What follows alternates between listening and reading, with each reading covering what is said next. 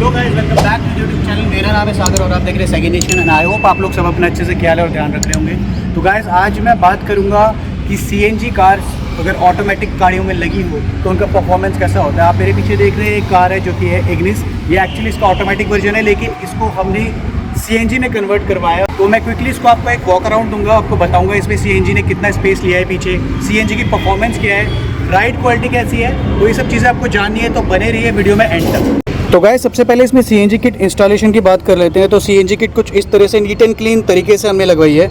यहाँ पर आप देख रहे हैं BS6 कंप्लाइंट सीएनजी किट है और सीएनजी किट का नाम है मोटोजन। तो इसमें टाइमिंग एडवाइजर लगा रखा है, जिसकी वजह से फायरिंग इसकी ऑलमोस्ट कंटिन्यूसली सेम मोशन में रहती है। इसके अलावा अगर आप बात करें तो यहाँ पर ये ECU वगैरह बॉक्स इस तरह से लगा हुआ है, ठीक है, जो भी कोई दिक्कत वाली बात नहीं है। यहाँ पे इसका रिड्यूसर लगा हुआ है जो कि बिल्कुल किनारे में लगवा है, तो यहाँ पर जगह ज़्यादा थी जिस वजह से ये यहाँ पे फिट करवाया है। इसके अलावा प्रेशर गेज जिसका आप देख रहे हैं ये इस तरह से लगा है। तो चीज़ें काफ़ी वेल मैनेज वेल तरीके से यहाँ पे इंस्टॉल की गई हैं और अभी तक जो सीएनजी की इंस्टॉलेशन है उससे रिलेटेड हमें कोई भी प्रॉब्लम इसमें नहीं आई है। तो आप क्विकली बात करते हैं इसके बूट की। इसके बूट में आप स्पेस रखोगे तो बस एक चीज़ है, अगर आपको यहाँ पर सीएनजी लगवानी है तो इसमें बूट का थोड़ा कॉम्प्रोमाइज़ करना पड़ेगा। बट स्टिल अगर आप 3 जने भी जा रहे हो और अब अगर आप छोटा वाला बैग भी कैरी करते हो तो इसमें यहाँ पर 1, 2, 3 बैग आराम से आते हैं। छोटा मोटा सामान यहाँ भी आपका इजीली आ सकता है। और अगर आपको पूरा सामान जिसमें ज़्यादा रखना है तो आप इसमें पार्सल ट्रे हटा दोगे ना, तो आपकी बहुत ज़्यादा जगह बन जाएगी सिर्फ इस पार्सल ट्रे को हटाने से। तो अगर आप इसमें सीएनजी लगाते हो तो भी आपको इसमें छोटी मोटी जगह जाने में या ट्रिप्स मारने में, सामान लेके या कैरी करने में कोई प्रॉब्लम नहीं आने। ऑलराइट गाइस, तो मैं आपको गाड़ी के अंदर भी दिखा देता हूँ सीएनजी स्विच किस तरह से इंस्टॉल हुआ है। यहाँ पर आप देख रहे हैं 4 बार बने हुए हैं। इसके बगल में रेड लाइट ब्लिंक हो रही है, यानी कि यहाँ पे सीएनजी खत्म होने वाली है, हमको सीएनजी भरवानी है।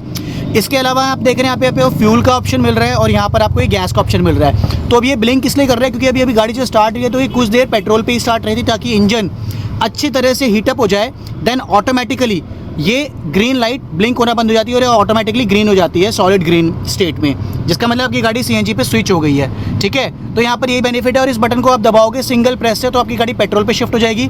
आप एक बार प्रेस करोगे तो यहाँ पे आपकी गाड़ी सीएनजी पे स्विच हो जाएगी। तो इसका जो इंस्टॉलेशन है वो बहुत ही ईजी है, यहाँ से आप इसको आराम से ऑपरेट कर सकते हैं बिना किसी इशू के। तो गाइज, ये ऑटोमेटिक वर्जन के साथ आती है। आप इसमें देख रहे हो ड्राइव मोड, रिवर्स और न्यूट्रल आपको यहाँ पे मिलता है, ठीक है।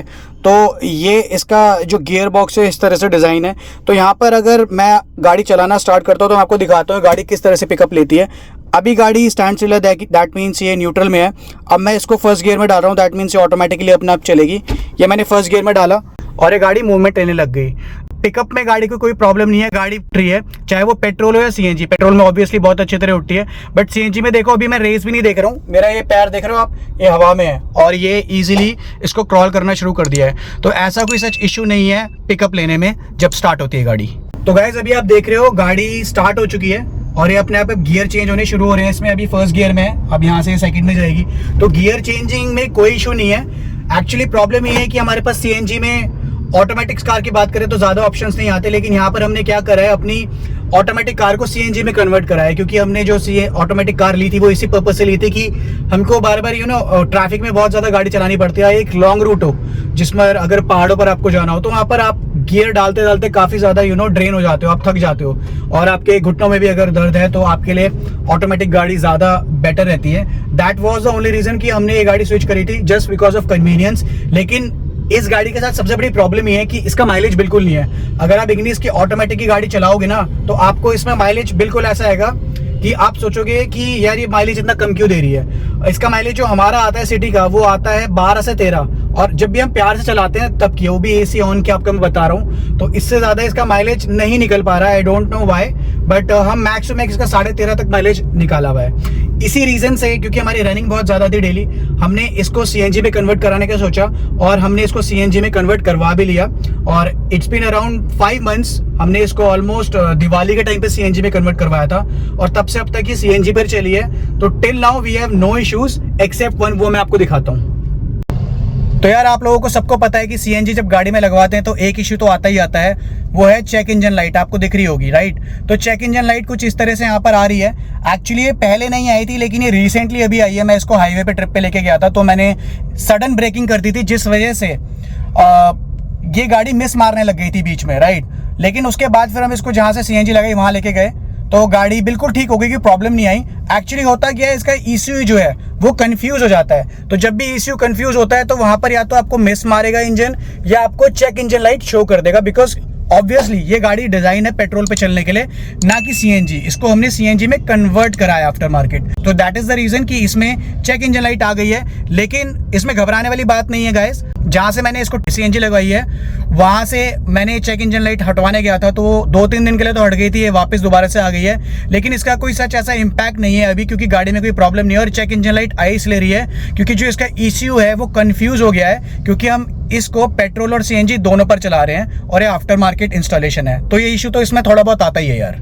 तो गाइस जैसे कि अभी आप देख रहे हो फर्स्ट गियर से गाड़ी उठी है, तो कोई प्रॉब्लम नहीं हो रही। और यहाँ पर अगर आप स्पीड देखोगे तो आराम से स्पीड गेन अप कर रही है, और गियर भी अपने आप इजीली शिफ्ट हो रहे हैं। इसमें ऑटोमेटिक होते हुए भी इतनी स्मूथ है इसमें गियर शिफ्टिंग की, आपको इतना ज्यादा पता नहीं चलेगा कि आप ऑटोमेटिक चला रहे हो CNG पे। जिस हिसाब से इस गाड़ी का साइज है उस हिसाब से इस गाड़ी का वेट भी कम है, तो CNG की जो पिकअप की परफॉर्मेंस है उसमें इतना ज्यादा इशू आ नहीं रहा है इसमें, और काफी मजा आ रहा है इसको चलाने में। अपार्ट फ्रॉम दैट यहाँ पे देख रहे हो अभी ये तीसरे गियर में चल रही है, तो गियर बदलने में भी कोई प्रॉब्लम नहीं है, आराम से स्विच करती है। यहाँ पर मैं थोड़ी सी स्पीड बढ़ा रहा हूँ, देखो तो ये आराम से देखो कितनी अच्छी तरह गेन कर रही है। तो ऐसा कोई प्रॉब्लम नहीं हो रहा है यहाँ पे। पिकअप को लेके तो बिल्कुल प्रॉब्लम नहीं है यार इसमें।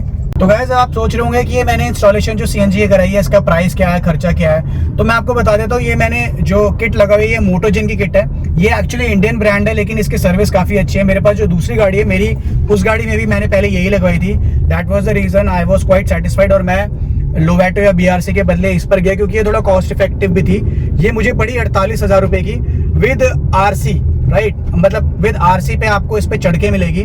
तो जो इंडोर्समेंट है वो इजीली हो गई थी मेरी, कोई इशू नहीं आया था। तो अभी जो मेरे पास इसका RC है उसमें साफ साफ इसमें लिखा हुआ है कि ये गाड़ी CNG कंपैटिबल भी है। तो 48,000 रुपीज था जो इसका टोटल कॉस्ट था, ठीक है। और लगवाई थी जो मैंने, ये लगवाई थी मैंने पूरी CNG, ये जेल रोड में है। और मुझे हार्डली इसको लगवाने में 2 या 3 घंटे लगे थे और मेरी गाड़ी बिल्कुल रेडी टू रोल हो चुकी थी। सो गाइस आप सोचोगे इसका माइलेज कितना है, तो मैं आपको बताता हूँ। यहाँ पे जो इसका माइलेज आ रहा है पेट्रोल पे, मैंने आपको इसका माइलेज बताया था 12 से 13.5, इससे ऊपर मैं नहीं निकाल पाया इससे, राइट। जबकि मैं गाड़ी बहुत आराम से भी चलाता हूँ, ठीक है। तो पेट्रोल पे तो इसका इतना माइलेज है, लेकिन अगर आप CNG में बात करोगे तो CNG पे ऑलमोस्ट एक टैंक का बताता हूँ मैं आपको, 7.5 किलो में ये 150 किलोमीटर चलती है। कभी कभी आप इसको 145 भी बोल सकते हो AC ऑन में, तो इससे ऊपर ये नहीं चल पा रही है। तो CNG में भी लगाने के बाद इसका माइलेज इतना ज्यादा नहीं है, बट हाँ फिर भी कहीं ना कहीं आपको फायदा करेगी, ठीक है। तो अगर आप बात करोगे इसके ओवरऑल माइलेज की, तो मुझे लगता है 20 का माइलेज दे रही है, 20 या 21 का माइलेज दे रही है जहां तक मुझे लगता है 1 किलो में। तो फिर भी आई एम क्वाइट सेटिस्फाइड, क्योंकि अगर आप इसे पेट्रोल से कंपेयर करोगे, राइट, तो CNG काफी ज्यादा कॉस्ट इफेक्टिव है। और अगर आप इसको लॉन्ग रूट में लेके जाते हो या आपकी गाड़ी ज्यादा चल रही है, तो वहां पर आपको ज्यादा फायदा होने वाला है इन सब चीजों का। तो गाइस एक और चीज मैं आपको बताना चाहता हूँ, अगर आप इसकी हाईवे की परफॉर्मेंस की बात करें तो हाईवे पे ये एक टैंक पे यानी कि 7.5 किलो में 220 या 230 किलोमीटर चल जाती है, ठीक है। तो ऑटोमेटिक में देखो CNG का माइलेज भी ऐसा नहीं है कि आपको बहुत अच्छा मिलेगा, CNG का माइलेज कम मिलेगा, लेकिन हाँ आपको फिर भी कॉस्ट इफेक्टिव ये पड़ेगी। ऑलमोस्ट ये आपको हाईवे पे भी 22-23 का एवरेज दे देगी, सिटी में तो ऑलमोस्ट 20-21 का देती है। इसमें आपको एक चीज का ध्यान रखना है गाइस, अगर आपने आफ्टर मार्केट गाड़ी में CNG लगवाई है तो आपको हमेशा इंजन ऑयल का हमेशा ध्यान रखना है, क्योंकि जो CNG का बर्निंग पॉइंट होता है वो बहुत हाई होता है, जिस वजह से गाड़ी टेम्परेचर बहुत ज्यादा गेन करती है। और ज्यादा टेम्परेचर का मतलब आपकी गाड़ी के अंदर जो इसके पुर्जे हैं, जो मूविंग पार्ट्स हैं, वो बहुत जल्दी खराब होने के चांसेस रहते हैं अगर आप उनकी केयर ना करो। तो उनकी केयर आप कैसे कर सकते हो, गाड़ी में हमेशा आपको सिंथेटिक ऑयल डालना है। जब भी आप इसमें डालो तो इसमें आप एडवांस सिंथेटिक ऑयल डालोगे, इसमें कोई भी 1000-1200 या 1500 रुपए वाला तेल मत डालाना। अच्छी क्वालिटी का तेल लो, चाहे वो कैस्ट्रॉल का हो, एज करके आता है, या शेल का हो, या आप कोई भी अदर ब्रांड्स यूज कर रहे हो, मोबिल का, तो हमेशा उसका जो टॉप वर्जन आता है advance fully synthetic engine oil, आपको वही इसमें डलाना है और आपकी गाड़ी में ऐसा कोई प्रॉब्लम नहीं होने वाली है। तो गाइस जब आप सोच रहे होंगे इसका सर्विस कॉस्ट कितना है, ज्यादा है या कम है, तो मैं आपको बता दूं कुछ ज्यादा नहीं है। सेम जितना पेट्रोल का आता है उतना ही CNG का आता है। बस आपको ये ध्यान में रखना है कि अगर आप 10,000 पे सर्विस करवा देते हैं पेट्रोल कार की, तो वो आपको 7,000 पे करवा देनी चाहिए। क्योंकि उससे होता है कि देखो जब गाड़ी आपको पैसे बचा के दे रही है, तो आप अगर उसमें थोड़ा सा जल्दी उसका इंजन ऑयल चेंज करा दोगे तो उससे आपका ही फायदा होगा, क्योंकि CNG जो है वो इंजन ऑयल को ज्यादा टेम्परेचर पे बर्न करती है, जिस वजह से ऑयल जल्दी काला पड़ने के चांस रहते हैं। तो आपको अपना टाइम टू टाइम हर 2 महीने में एक बार इसका इंजन ऑयल भी चेक कर लीजिए, ठीक है, अपने हिसाब से। और हमेशा 7,000 किलोमीटर पे या 7,500 किलोमीटर पे आप इसको इंजन ऑयल को आप चेंज करवा दीजिए। इसके अलावा कभी आपको लगता है कि गाड़ी मिस मार रही है, कोई प्रॉब्लम है, तो इसके इंजेक्टर भी आप टाइम टू टाइम चेक करवाते रहिए, क्योंकि इंजेक्टर्स के अंदर कार्बन आ जाता है, जिस वजह से गाड़ी मिस कभी कभी मार सकती है। लेकिन हमारे साथ ऐसा कोई प्रॉब्लम नहीं आया है, और ये ऑलमोस्ट अभी चल चुकी है 26,000 किलोमीटर। तो इसको आप आराम से मेंटेन कर सकते हैं। अगर आपने गाड़ी में सीएनजी लगाई है तो कोई बड़ी रॉकेट साइंस नहीं है, इससे आपको फायदा ही होगा, अल्टीमेटली नुकसान नहीं होने वाला।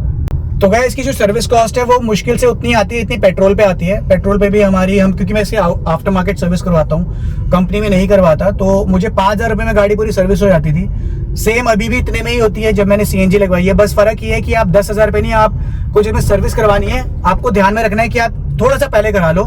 आप 10,000 रुपये कराते हो तो आप इसके 7,000 रुपये करा लो, क्योंकि जो सीएनजी है वो काफी ज्यादा हीट जनरेट करती है इंजन के अंदर। तो अगर आप पुराने इंजन ऑयल पे गाड़ी चलाते रहोगे 10,000 या उसको आप टाइम पे सर्विस नहीं कराओगे, आपके इंजन खराब होना तय है। आपके इंजन से ब्लैक स्मोक या व्हाइट स्मोक भी आ सकता है, ठीक है। तो दैट इज द रीजन आपको टाइम टू टाइम सर्विस करानी चाहिए इसकी।